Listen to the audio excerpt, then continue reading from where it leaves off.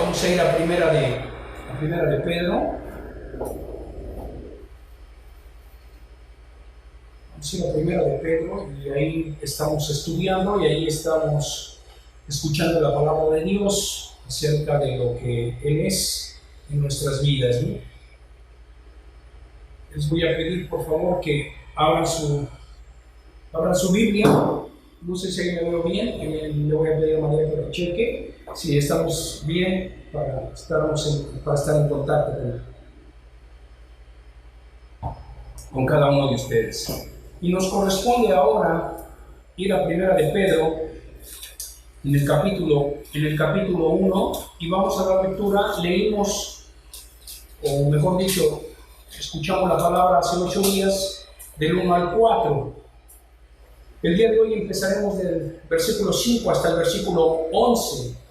El domingo pasado leímos todo el capítulo. El día de hoy estaremos leyendo del capítulo 1, versículo 5 al versículo 11. Y dice así la palabra de Dios: que sois guardados por el poder de Dios mediante la fe, para alcanzar la salvación que está preparada para ser manifestada en el tiempo postrero.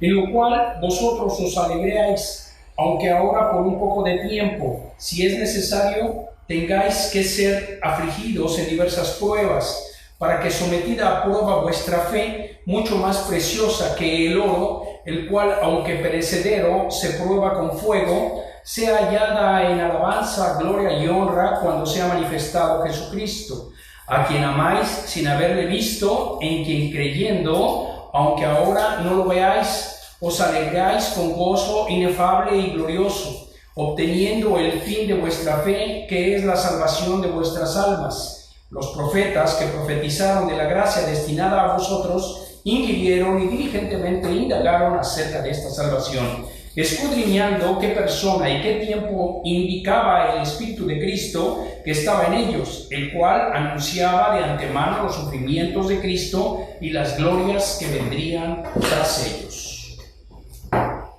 Esa es la palabra que vamos a leer. Eso es lo que Dios pone en mi corazón para compartir con cada uno de ustedes. La esperanza en medio del sufrimiento, ese fue el tema de la semana pasada. Y permítanme hacer un breve resumen. Dice: por lo cual vosotros os alegráis un poco de tiempo, si es necesario que tengáis que ser afligidos en diversas pruebas. El sufrimiento y la seguridad, ese era el tema, ¿verdad? Que nosotros en medio del sufrimiento tenemos la seguridad de ser salvos. No creas que porque estamos pasando pruebas, no creas que porque estamos pasando aflicciones, Dios se ha olvidado de nosotros. Todo lo contrario. Más adelante vamos a leer el versículo que dice que nuestra fe más preciosa que el oro, tiene que ser también probada. Entonces son tiempos de prueba, son tiempos en donde nuestra fe está siendo probada por Dios. ¿Para qué? Para ser purificada. El sufrimiento y la seguridad del creyente producen alegría y puede hacerlo debido a la obra del trino Dios. Solamente Dios puede producir eso en ti y en mí. Dios nuestro Padre, de acuerdo con su compasión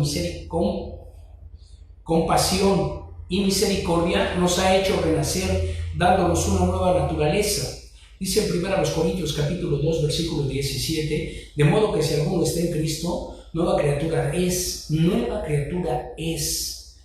¿Verdad? Entonces, por medio de su compasión y su misericordia, nos ha hecho renacer dándonos una nueva esperanza, y una esperanza viva por la resurrección de Jesucristo de entre los muertos.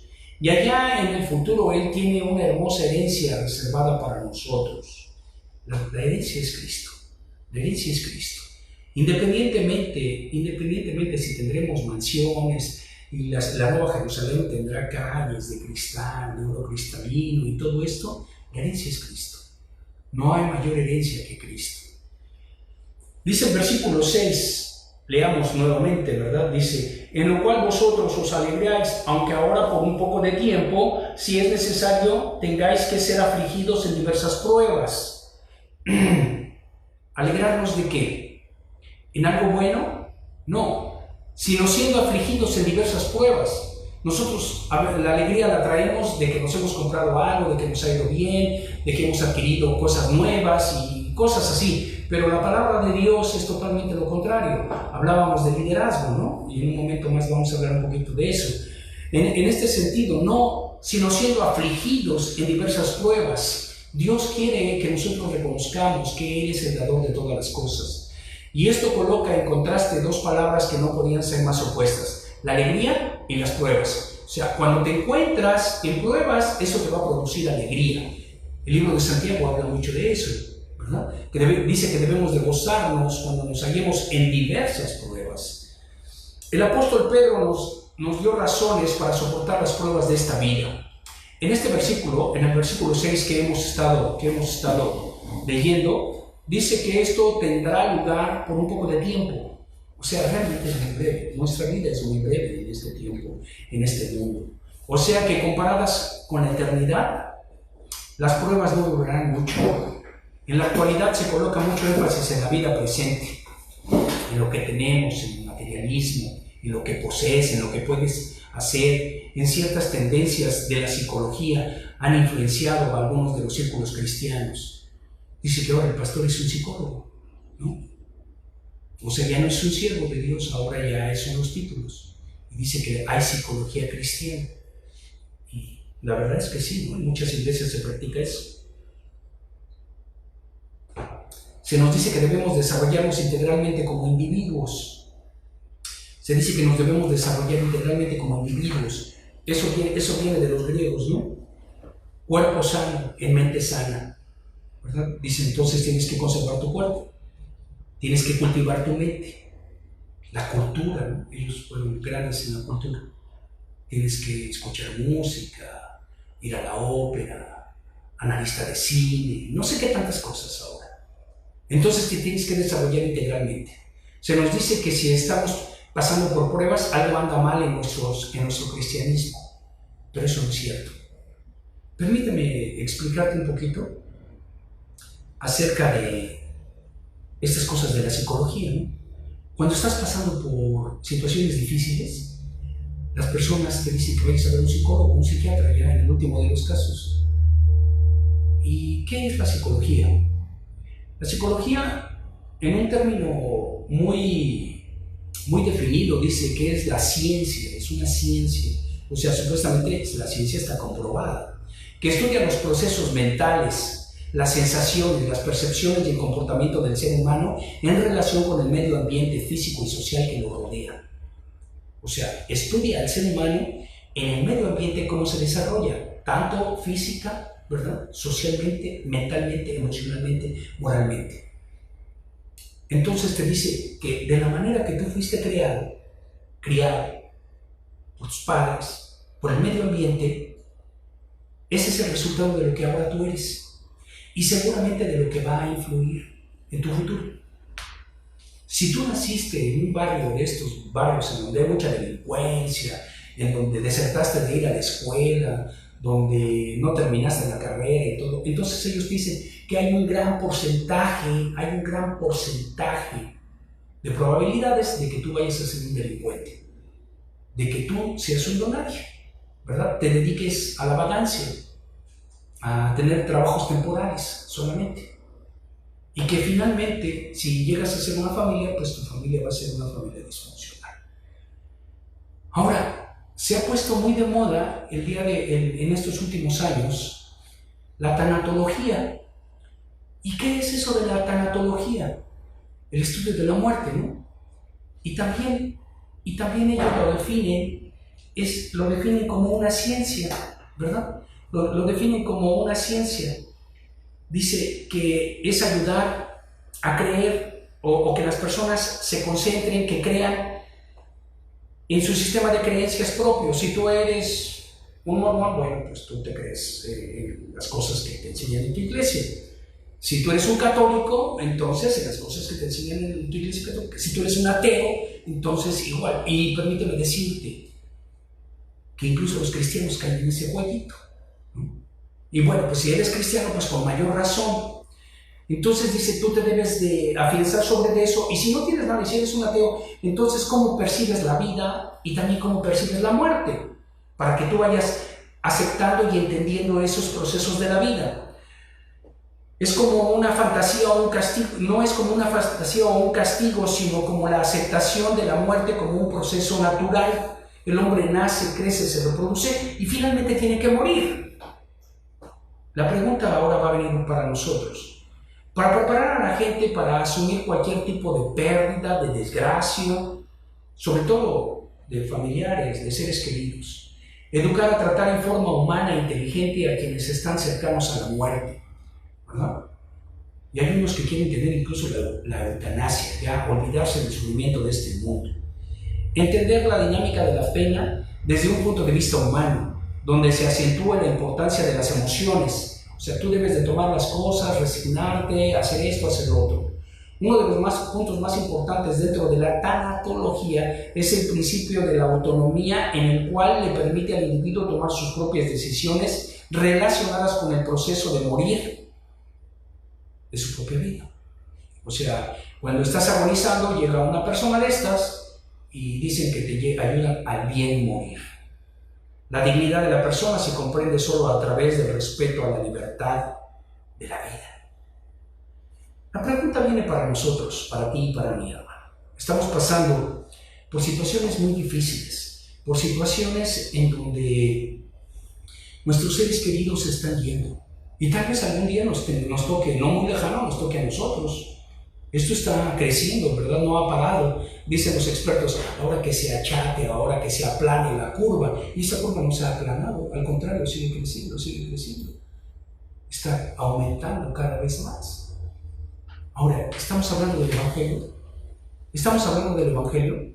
Escúchame bien, tengo algunos pasajes que no son de la autoría humana, sino Dios nos los ha dejado para que primeramente tú y yo, como dijo el hermano Johnson, nos creamos, afirmemos y obedezcamos. Creer, apropiarnos y obedecernos. Pasa conmigo un poquito, si te estás pasando por una situación difícil o alguno de tus familiares, amigos, seres cercanos, vecinos, están pasando por una situación difícil, por favor, yo quisiera que tú les compartieras, no sé si esto o cosas parecidas de la palabra. Vamos al Salmo 23, versículo 4. Salmo, versículo 23, versículo 4. Dice, aunque ande en valle de sombra de muerte, no temeré mal alguno, porque tú estarás conmigo, tu vara y tu callado me infundirán aliento. Aunque ande en valle de sombra de muerte, pasaremos momentos difíciles, eso también está hablando el apóstol Pedro. Serán tiempos difíciles, de pruebas, de aflicciones, pero el salmista nos da esperanza. Aunque ande en valle de sombra de muerte, no temeré mal alguno, porque tú estarás conmigo. Tu vara y tu callado me infundirán aliento.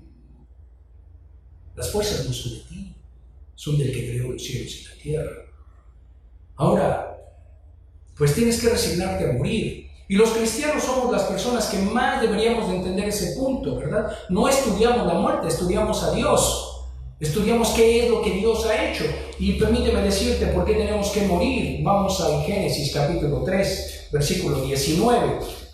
El hombre desafió a Dios, el hombre no quiso estar con Dios, el hombre quiso caminar por su propio camino. Dice Isaías 53, 6, ¿verdad? Cada cual se desvió por su propio camino. Y escucha bien lo que dice Génesis capítulo 3, versículo 19. Con el sudor de tu rostro comerás el pan hasta que vuelvas a la tierra, porque de ella fuiste tomado, pues polvo eres y al polvo volverás. Eso es algo que es un proceso de Dios, no es un proceso de la vida, es el proceso de Dios.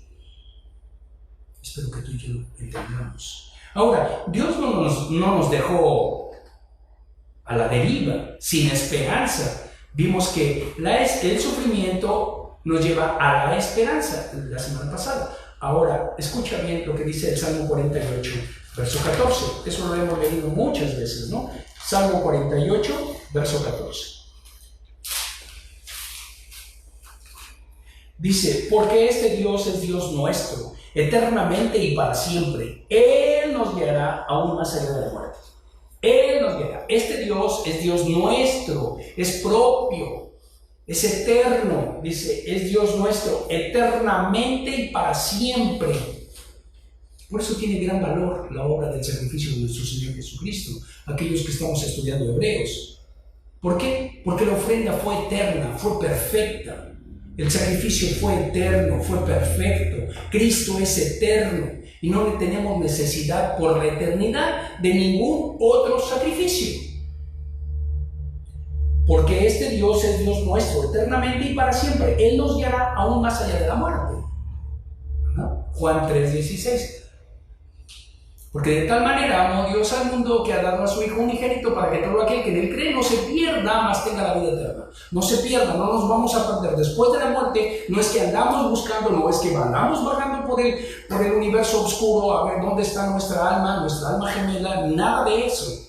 No es que quedamos en un limbo esperando la decisión, si alguien nos va a sacar de ahí o nos van a mandar al infierno. No. Ausentes del cuerpo, presentes a Dios, dijo el apóstol Pablo. Escucha, ahora todas estas cosas son la esperanza. Olvídate de que alguien venga a asistirte. ¿Necesitamos que alguien esté ahí con nosotros? Sí, tal vez, porque necesitamos compañía y la compañía siempre es buena. Pero escucha lo que dice el Señor Jesús acerca de la muerte. Vamos a Juan, Evangelio de Juan, capítulo 11, versículo 25 y 26. Y les dijo Jesús: yo soy la resurrección y la vida. El que cree en mí, aunque esté muerto, vivirá. Y todo aquel que vive y cree en mí no morirá eternamente. ¿Crees esto? ¿Crees esto? La pregunta es para ti y la pregunta es para mí. Ahora, dice, está esta persona ayudándote y dice que vas a estar en un mejor lugar y que ya vas a olvidarte de todo esto. ¿En qué te basas para decirme eso? ¿En qué te basas para decirme eso? Nosotros lo decimos también, pero lo decimos con una seguridad porque tenemos esa esperanza. Dice, dejaste de sufrir. ¿En dónde está todo eso? Dice Juan capítulo 14, ahí mismo en el Evangelio de Juan. Pasa conmigo por favor un poquito. Ahí en el Evangelio de Juan, en el capítulo 14, dice, versículo 1: no se turbe vuestro corazón, creéis en Dios, creed también en mí. En la casa de mi Padre muchas moradas hay. Si así no fuere, yo os lo hubiera dicho. Voy pues a preparar lugar para vosotros, y si me fuere y os prepararé lugar, vendré otra vez y os tomaré a mí mismo, para que donde yo estoy, vosotros también estéis. El Señor nos prometió moradas eternas, moradas abundantes, ¿verdad? Pero lo importante es que dice que donde Él está, nosotros también vamos a estar. Esa es la promesa, esa es la esperanza. Ahora, dice, vas a dejar de sufrir. ¿Vas a ver qué me lo dices? ¿En un poema de un hombre? ¿En algo que a alguien se le ocurrió decir? Pues lo mismo que él puede decir, puedo decir yo, ¿no? Puedo inspirarme, puedo tener 5 minutos de inspiración y decirte cualquier cantidad de cosas. Pero cuando vamos a la palabra de Dios, escucha bien lo que dice la palabra de Dios en Apocalipsis capítulo 22, versículo del 1 al 5. Dice, después me mostró un río limpio de agua de vida, resplandeciente como cristal, que salía del trono de Dios y del Cordero. Ese es el lugar donde vamos a estar. En medio de la calle de la ciudad, y a uno y a otro lado del río, estaba el árbol de la vida, que produce 12 frutos, dando cada mes su fruto, y las hojas del árbol eran para la sanidad de las naciones. Y no había más maldición, y el trono de Dios y el Cordero estará en ella, y sus siervos le servirán, y verán su rostro, y su nombre estará en sus frentes. No habrá ahí más noche, y no tienen necesidad de luz de lámpara ni de luz de sol, porque Dios el Señor los iluminará y reinará por los siglos de los siglos. Y pueden seguir por el camino. Ese es el mejor lugar del que ahora estamos. Ese en verdad es un mejor lugar. Y es eterno. No vas a tener necesidad de estarme limpiando. Ahora tenemos algunas goteras aquí. Voy a tener que venir a checar qué podemos hacer, lo mejor que podamos hacer. Pero cuando estemos allá, no vamos a tener necesidad ni del plomero, ni del electricista, ni del arquitecto, ni del médico, ni de ningún servicio que ahora los seres humanos dan.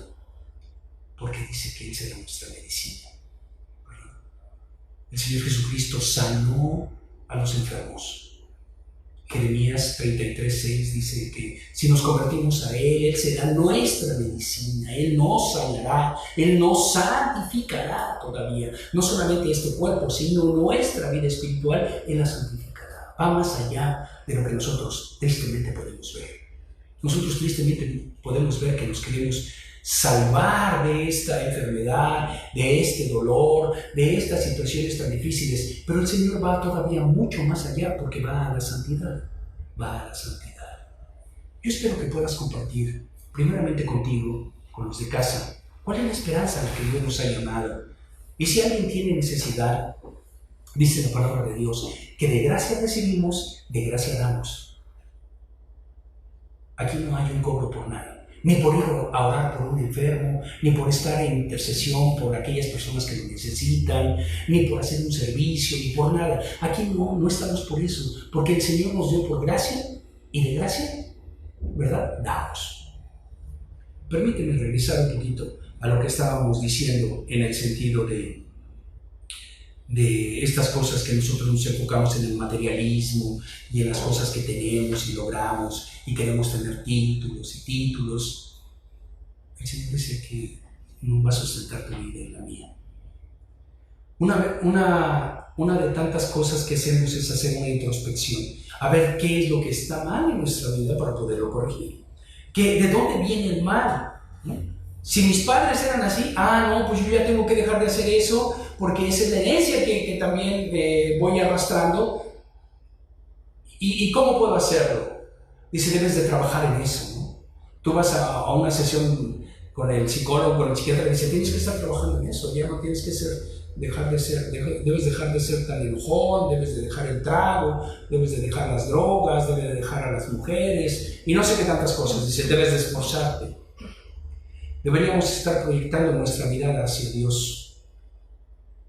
Hebreos capítulo 12, verso 2. Puestos los ojos en Jesús, el autor y consumador de nuestra fe. Deberíamos demostrar nuestra gratitud a Dios, poniendo los ojos en Dios, al Dios grande que tenemos y a la hermosa herencia que Él tiene preparada para que al llegar a su presencia la recibamos. Como dijo Pablo a Timoteo, no bajando la mirada, no teniendo que dar la vuelta avergonzadamente, sino que el Señor pueda decir, ¿verdad?, siervo inútil, lo que tenías que haber hecho, eso hiciste. Deberíamos interrumpir todos los intentos por mejorar nuestra vieja naturaleza, por medio de los esfuerzos de nuestra naturaleza carnal, nuestros propios intentos, nuestras propias filosofías, nuestros propios métodos. Dios es el que estará a cargo de mejorarnos. Él es quien está tratando de conducirnos hacia la madurez en nuestra vida cristiana. Él es la obra de Él. Filipenses capítulo 1, versículo 6. Filipenses capítulo 1, versículo 6.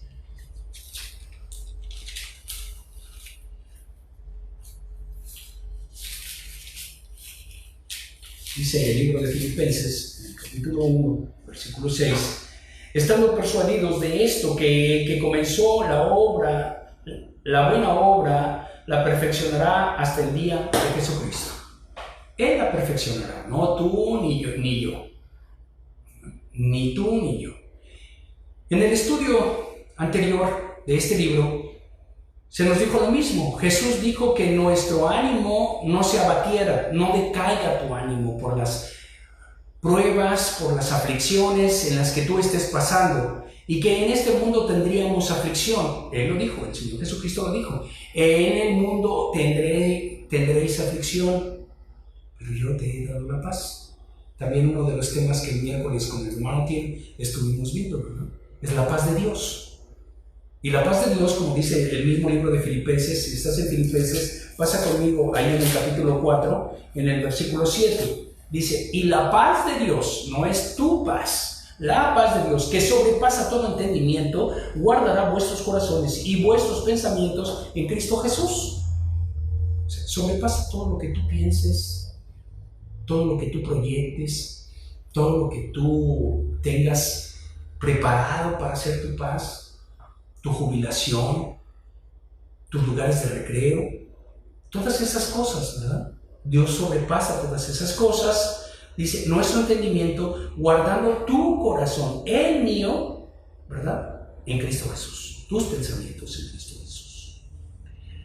El apóstol Santiago escribió sobre las pruebas que provienen de Dios, y el apóstol Pablo tuvo mucho que decir acerca del sufrimiento, y ahora vemos que el apóstol Pedro continuó con esta enseñanza. Él sigue diciendo que la vida cristiana va de prueba en prueba, de aflicción en aflicción.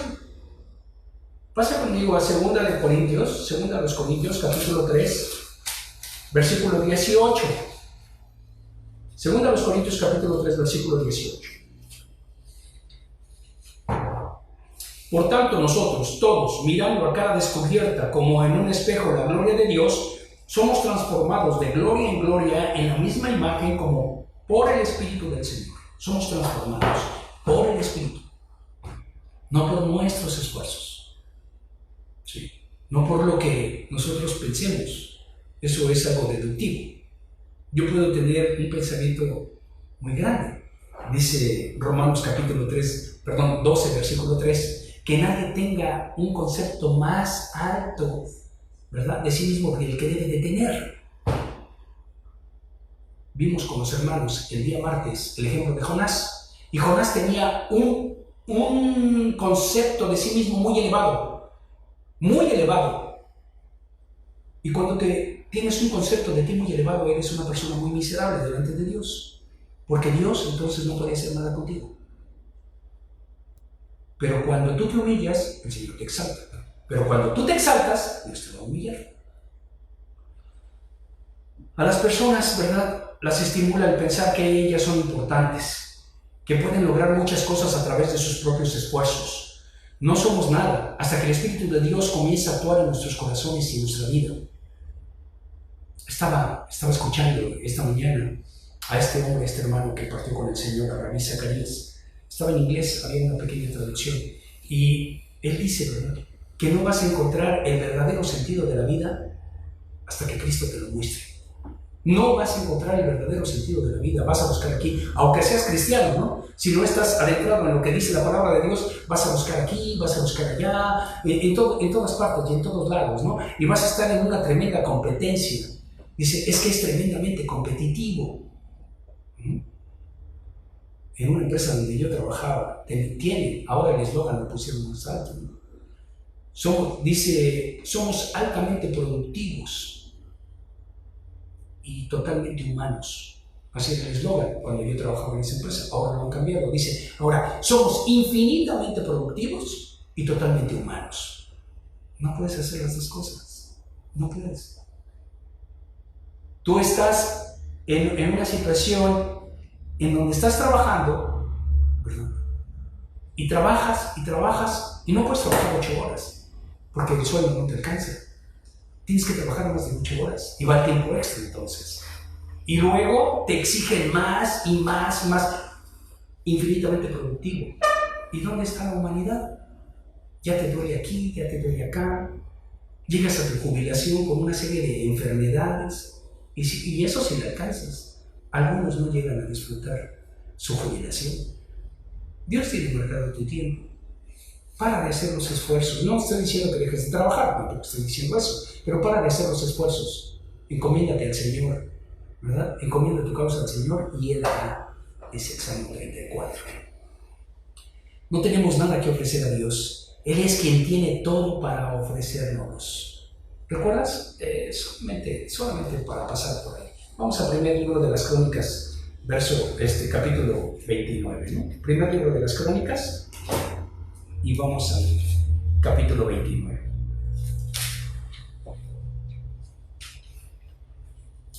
Permíteme leer algunos cuantos versículos.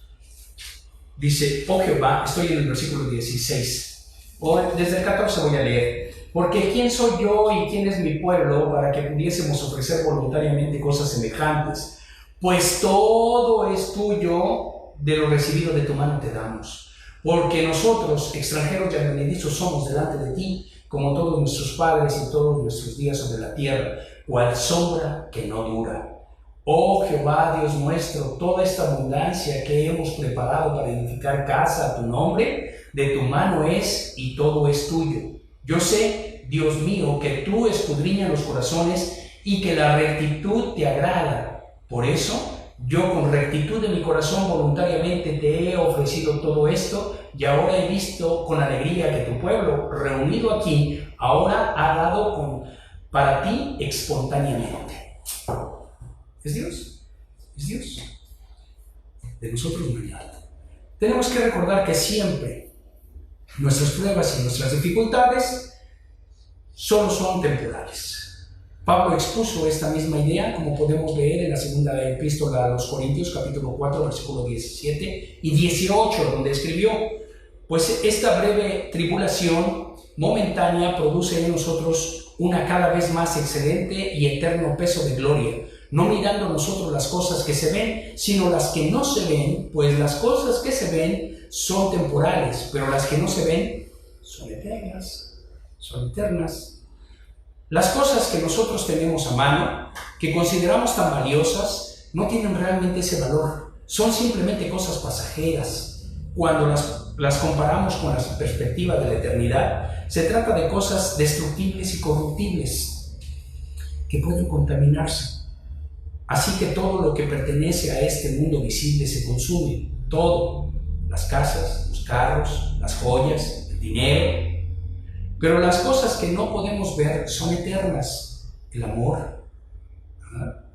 Escuché algo del hermano Miguel Núñez y dice, no dio muchas citas bíblicas, creo que no dio la dio, pero me gustó y quiero compartirla, como dice Paco. No es mía, así es que tengo que decir la autoría de quién es. Y el hermano dice que cuando lleguemos a la gloria y entonces podamos ver todas esas riquezas de las cuales está hablando Pedro, es porque tú también tuviste que dejar todas estas riquezas, ¿verdad? La cuenta de banco vacía, tus ahorros vacíos, las propiedades ya no son tus propiedades, tus carros ya no son tus carros, y entonces quedas en cero. Pero cuando pasas de este mundo al otro, entonces ves las grandes riquezas que hay en Dios. Leamos el versículo 7 de Primera de Pedro, capítulo 1. Primera de Pedro, capítulo 1, versículo 7. Para que sometida a prueba vuestra fe, mucho más preciosa que el oro, el cual, aunque perecedero, se prueba con fuego, sea hallada en alabanza, gloria y honra, cuando sea manifestado Jesucristo. Permítanme. Sea manifestado Jesucristo. El apóstol Pedro usó aquí una ilustración muy adecuada. Así como una palabra notable, nos referimos a la palabra preciosa. Cuando tenemos una joya, alguien nos ha regalado algo, decimos, qué bonito, qué precioso está esto, ¿no? Los carros casi pasan un mes, 2 meses, medio año, ya están rayados, por ahí pasó alguien y le dio un rayón al carro, y ya dices, qué cosa, o ya no le sirve el aire acondicionado, o no sé qué cosa le pasa, pero si tú tienes una joya, dices, qué bonito que está esto. Las joyas por eso tienen ese gran valor, ¿verdad? Porque muy poco pierden de su hermosura. Pero aquí, fíjate en dónde está aplicada esta palabra. Es una palabra especial y delicada. Escucha, preciosa. Muchos de nosotros no sabemos hablar de una forma muy poética. Usada en este caso por aquel pescador rudo y tosco llamado Pedro. ¿Recuerdas? Él era un pescador. No tenía mucho de poeta, no tenía mucho de cultura en ese sentido, pero él pasó 3 años y eso cambió su vida, con el Señor Jesús, y eso cambió su vida. Pero ahora este pescador rudo y tosco está hablando con palabras elocuentes, precioso. Dice, con este término el apóstol expresó gran valor de nuestra fe, purificada por las pruebas, ¿Y cómo podemos comprobar más adelante? Él usó esta palabra 7 veces. 7 veces en su epístola usó la palabra preciosa. Así tenemos la frase para que sometida a prueba vuestra fe, mucho más preciosa que el oro.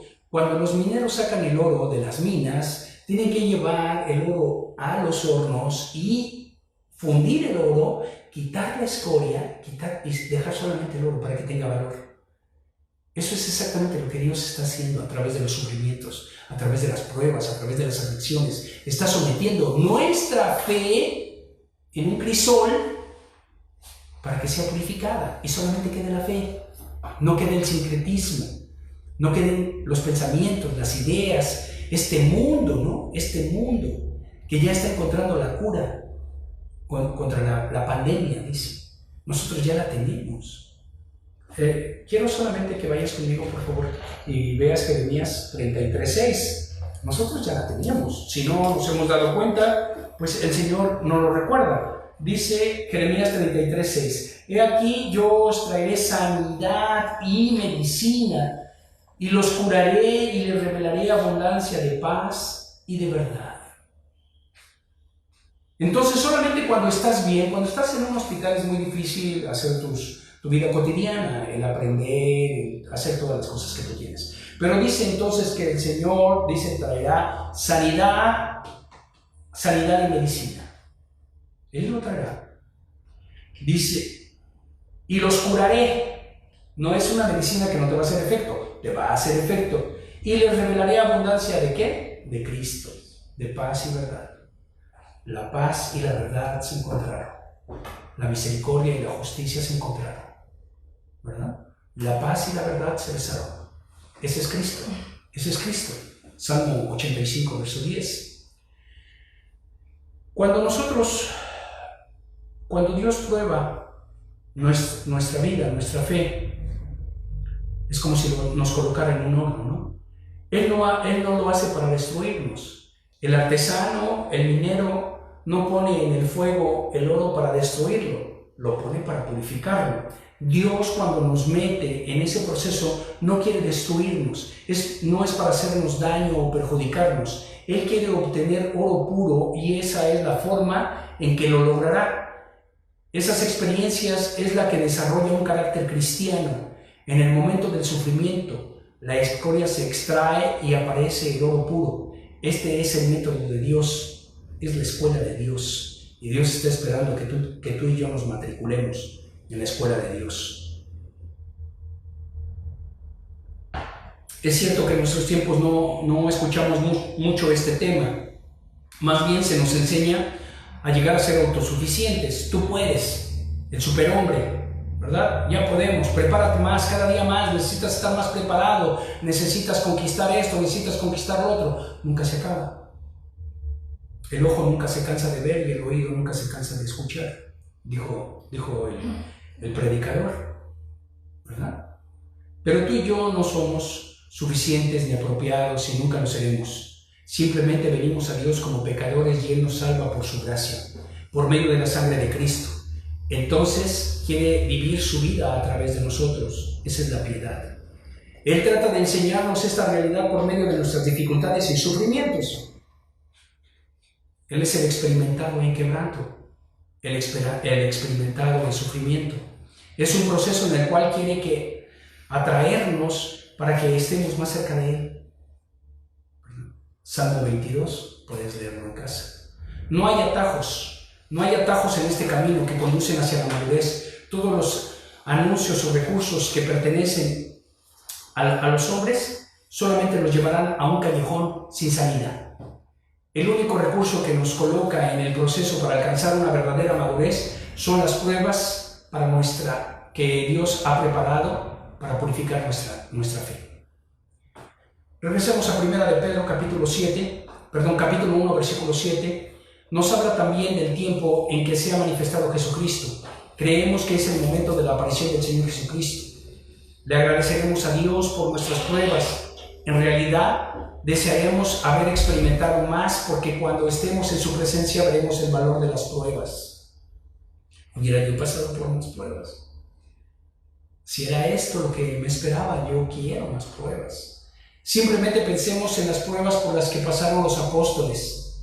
Estamos leyendo y estamos estudiando el libro de Isaías los días jueves. Te puedes conectar a las 5 de la tarde. Y vemos cómo este profeta pasó por pruebas y pruebas y pruebas.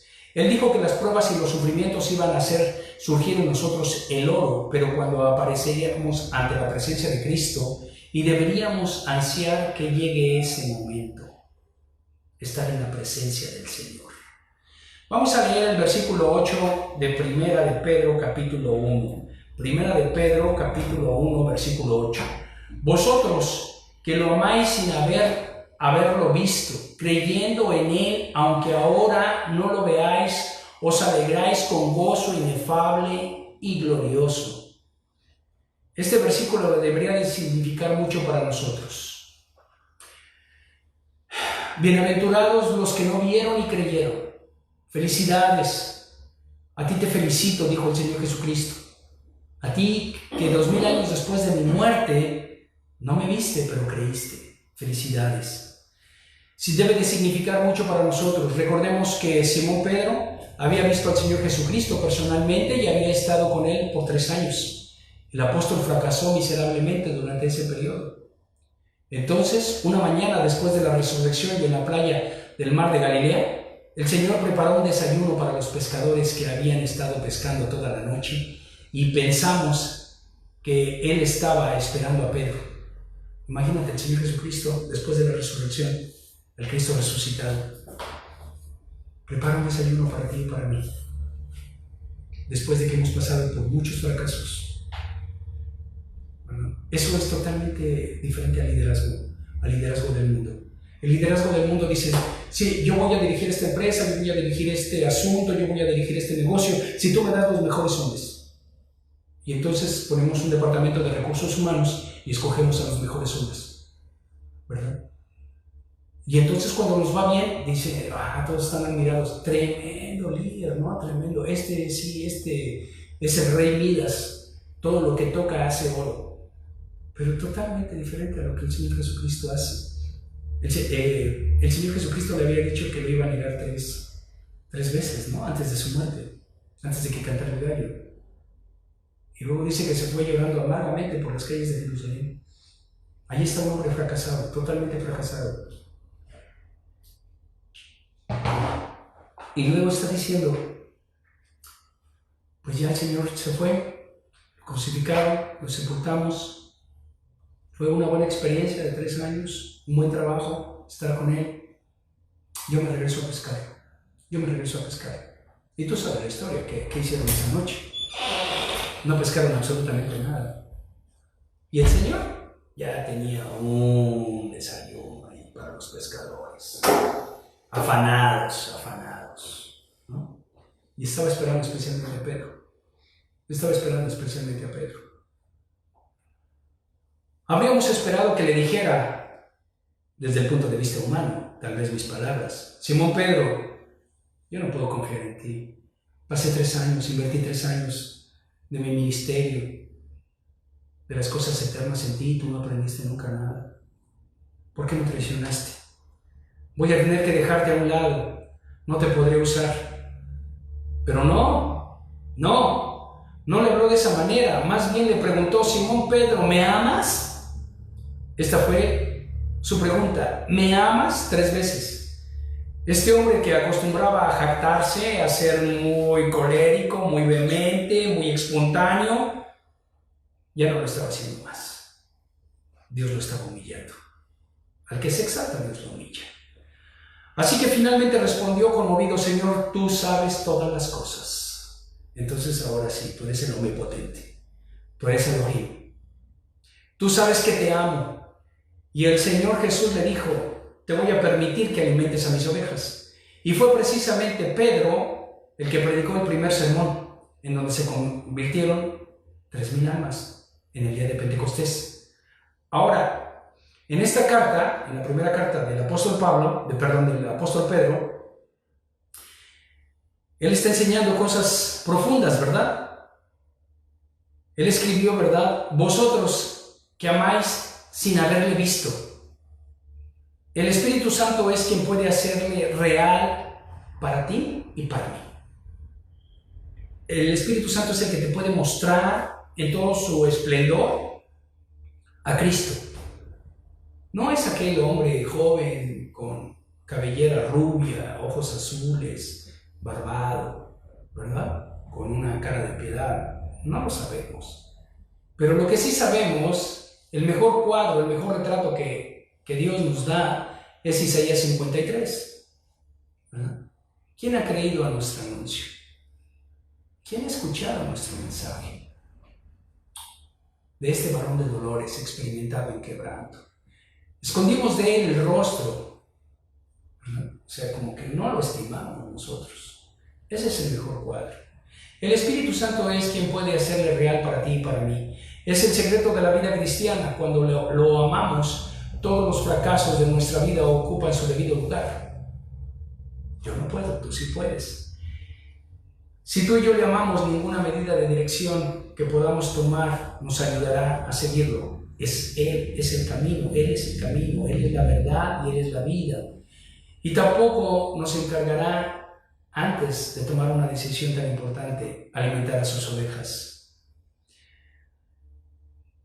Versículo 7 dice, vemos que la frase se complementa de esta manera. Vosotros que lo amáis sin haberle visto, creyendo en Él, aunque ahora no lo veáis, os alegráis con gozo inefable y glorioso. Al escuchar estas palabras, aceleran los latidos de mi corazón. No lo hemos visto, pero existe. No lo hemos escuchado, no Él nos habla. Él nos ama. Nosotros le amamos porque Él nos ama. Esperamos que tal vez tú y yo también comencemos también a amarlo. El amor nos transformará en la totalidad en nuestras relaciones. Todo esto que nosotros hacemos y que le queremos cambiar solamente amándolo a Él, porque Él nos amó primero, entonces cambia toda la circunstancia del hombre. Regresemos a 1 de Pedro, capítulo 1, versículo 9, hermanos. Estoy en el versículo 9 ya. Dice, obteniendo el fin de vuestra fe, que es la salvación de vuestras almas. Aquí tenemos que destacar que la salvación fue un tema de la profecía del Antiguo Testamento. Tanto los profetas como los apóstoles presentaron testimonio de la verdad de dicha salvación. Podemos imaginarnos hasta qué punto esta realidad espiritual constituyó un estímulo y un gran consuelo para aquellos judíos que estaban dispersos por todos los rincones del Imperio Romano y para los cristianos en general que estaban sufriendo por su fe. Eso debe de afirmar nuestra salvación, debe de decirnos que Dios está obrando y trabajando a través de nuestra salvación, porque somos salvos. Y entramos al segundo tema entre los versículos 10 y 11, que son la última parte que estaré hablando con ustedes en este tiempo, hermanos. El sufrimiento y las Sagradas Escrituras. Vean el versículo 10 de primera de Pedro, capítulo 1.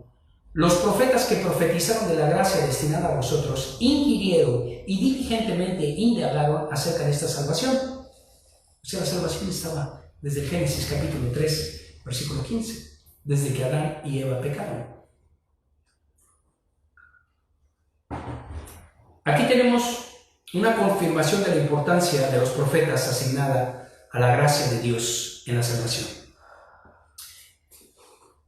Ellos entendieron que la salvación solamente iba a ser por gracia, para ti y para mí, y para ellos también. Ellos supieron mejor que nosotros que había una salvación. Nosotros ni siquiera la buscamos. Dios, en su infinita misericordia, un día nos llamó, y a los que llamó, a estos también, ¿verdad? Rescató, transformó, redimió, para transformarnos para la gloria suya. Romanos capítulo 8, versículo 28 y 29. Aquí tenemos una confirmación de la importancia de los profetas. Es por eso que necesitas estudiar también el Antiguo Testamento. Los profetas que profetizaron de la gracia destinada a vosotros inquirieron y diligentemente indagaron acerca de esta salvación. Y por último, mis amados hermanos, El versículo 11, primera de Pedro, capítulo 1, versículo 11. Escudriñando qué persona y qué tiempo indicaba el Espíritu de Cristo que estaba en ellos, el cual anunciaba de antemano los sufrimientos de Cristo y las glorias que vendrían tras ello. Los profetas hablaron del sufrimiento de Cristo y de la gracia de Dios. Encontramos referencias directas en el libro de Isaías, en el capítulo 53, acerca del Mesías doliente. El Salmo 22, el Salmo mesiánico por excelencia, y en otros pasajes de la Biblia. Y con respecto a las glorias que vendrían tras ellos, es decir, después de los sufrimientos, podemos comprobar el tratamiento de este aspecto en el capítulo 11 de Isaías y en el Salmo 45, todo el Salmo 45. Todos los profetas hablaron de los sufrimientos de Cristo, de la soberanía y de la gloria que vendría cuando Cristo viniera a la tierra como rey para establecer su reino.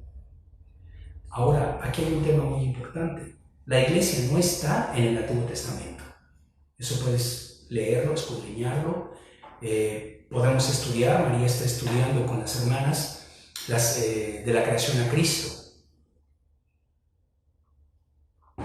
¿Y por qué es importante estudiar de la creación a Cristo? Porque puedes ver a Cristo revelado a través de las Escrituras.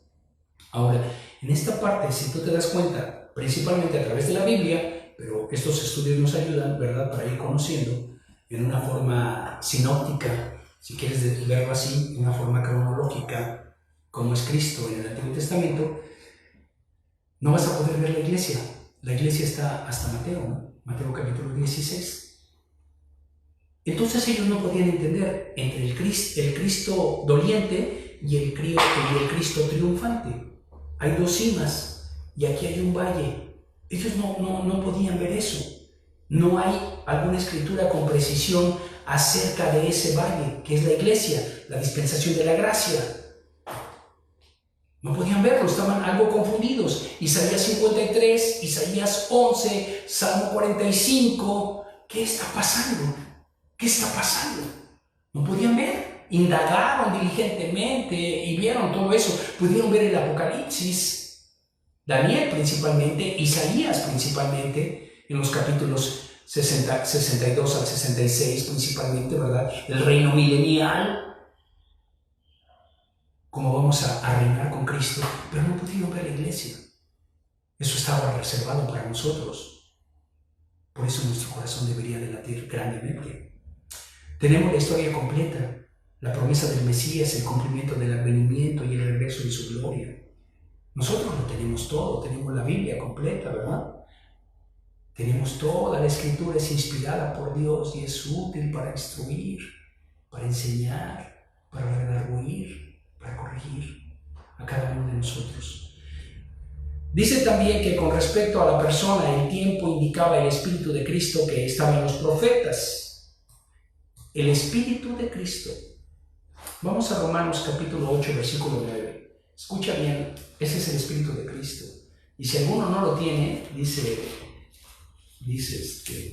el apóstol, Romanos capítulo 8, versículo 9.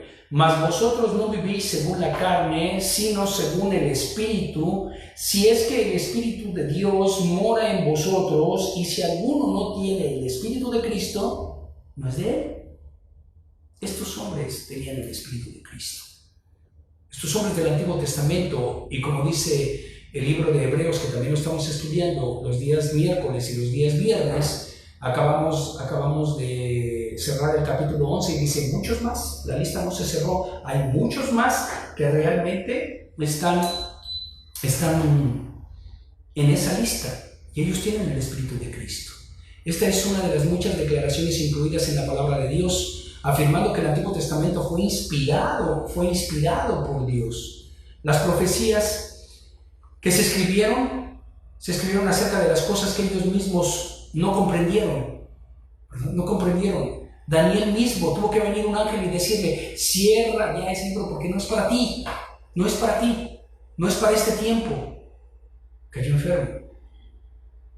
Las circunstancias y el ritmo a que se refería el Espíritu señalaban los sufrimientos de Cristo y las glorias que vendrían después de tales sufrimientos. Hay realmente muchos lugares en el Antiguo Testamento que hablan de los sufrimientos de Cristo, y hay también muchos otros pasajes que mencionan la soberanía de Cristo y la época del reino. El mensaje de los profetas combinaba la gracia y la gloria, y a ellos les resultaba difícil comprenderlas. Por ejemplo, el profeta Isaías escribió en su capítulo 53 los sufrimientos de Cristo, y en su capítulo 11 escribió sobre el Mesías venidero en poder y gloria a la tierra para establecer su reino. O sea, primero sufre e inmediatamente, ¿o cuánto tiempo hay? El tiempo de la dispensación. Ya llevamos 2000 años, más de 2000 años, ¿verdad? Él no podía entender eso. Esta aparentemente contradicción le resultó curiosa a los profetas, que en conciencia intentaron descubrir cómo ambos aspectos del Mesías podían ser ciertos. Incluso Juan el Bautista, ¿no?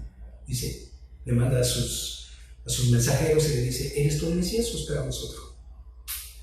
A medida que los profetas miraron por los pasillos del tiempo, vieron estos dos eventos como si fueran dos cimas de montañas, ¿verdad? Una colocada aquí y otra colocada acá, pero aquí había un valle. Y ellos estaban parados y como que aquí está y aquí está, pero no podían ver más. Es como nosotros, ahora no sabemos la hora y el día, nadie la sabe cuando Cristo regrese, ¿no? Así es que tú y yo debemos de estar preparados para esperar al Señor. Permíteme ir cerrando esta mañana el sermón. Dice, pero ellos presentaron la ilustración, ¿verdad?, de Cristo. Cristo tenía que sufrir, Cristo tiene que venir a reinar. Nosotros debemos de confiar que Dios va a cumplir su palabra a pesar de nuestra incredulidad. Él se fue y dijo que vendría, y seguramente vendrá. Tenemos toda la evidencia anterior. Después la fe, la certeza de lo que se espera, la convicción de lo que no se ve. Él dijo que regresaría por nosotros, va a regresar por nosotros, y dijo que nos iba a llevar. La promesa para Israel, séptima dispensación, el reino milenial, va a venir y establecer y darles toda la tierra que el Señor les dio, Dios Padre les dijo. Pero para nosotros la promesa es que Él nos va a llevar y estaremos con Él y luego regresaremos con Él, dijo Pablo a los Corintios. ¿Acaso ignoráis que nosotros vamos a venir y vamos a juzgar al mundo, vamos a juzgar a los ángeles? Eso dice la palabra. Cada uno de nosotros debe de estar seguro que si Dios lo dijo, lo hará, a pesar de que yo no lo crea. Dios es fiel a su palabra, Dios es fiel a sí mismo. Regresando y leyendo la última parte, hermanos, y quiero que se quede en tu corazón, el versículo 11. Escudriñando qué persona y qué tiempo indicaba el Espíritu de Cristo que estaba en ellos, el cual anunciaba de antemano los sufrimientos de Cristo y las glorias venideras tras ello. Escudriña la persona de Cristo a través del Espíritu Santo, para que tengas seguridad en medio de las pruebas, en medio de las aflicciones, en medio de estos tiempos, como el apóstol Pablo dijo en Efesios, vivimos tiempos malos, no son buenos, no van a mejorar. Dicen que la nueva normalidad, cuando regresemos a la normalidad, no sé cuál será la normalidad, pero lo que sí sé es que este mundo cada día va a estar peor, cada día está peor. Eso dice la palabra, ¿verdad? Que la misma tierra, estoy en Romanos capítulo 8, la misma tierra gime con gemidos indecibles por ser liberada a lo que fue sujeta. Regresas, dice el Apocalipsis capítulo 22, escucha bien lo que dice el versículo 3, y no habrá más maldición. ¿Recuerdas que Dios en el capítulo 3 maldijo la tierra? Dice que ya no va a haber más maldición. Una cosa muy sencilla, que ya no va a haber que limpiar el jardín, ya no vas a tener que quitar los espinos, ni los abrojos, ni la hierba, ni la cizaña, porque no la habrá, ya no habrá maldición, ya no habrá maldición, porque dice que la maldición fue que se reprodujeran espinos y abrojos de la tierra. Ya no va a haber esa maldición, ya no va a haber maldición para el hombre, porque hemos sido rescatados en Cristo Jesús. Escudriñar las Escrituras. porque a vosotros os parece que ahí encuentran la salvación. Lo dijo el Señor Jesucristo. Vamos a orar, hermanos, que Dios siga bendiciéndonos y Dios siga proveyendo lo suficiente, principalmente lo espiritual, en la vida de cada uno de nosotros. Vamos a orar. Bendito Dios, te damos infinitas gracias, Señor, por tu palabra. Gracias, Dios, por tu enseñanza que el día de hoy has traído. Señor, no entendemos mucho, así como los profetas del Antiguo Testamento no entendían mucho acerca de la venida de tu amado Hijo. Y nosotros no entendemos mucho acerca de nuestras aflicciones, pero lo que sí entendemos es lo que tú has dejado para nuestra vida. Como tú quieres que te conozcamos, Señor, como quieres tú que nosotros confiemos en ti, a través de tu Espíritu Santo, que tu Espíritu Santo nos ilumine, Señor, nuestros ojos, abra nuestro entendimiento, que tú traigas la revelación a través de él, tú ilumines cada una de las cosas que nosotros decidamos para nuestras familias, para nuestras vidas, para la iglesia.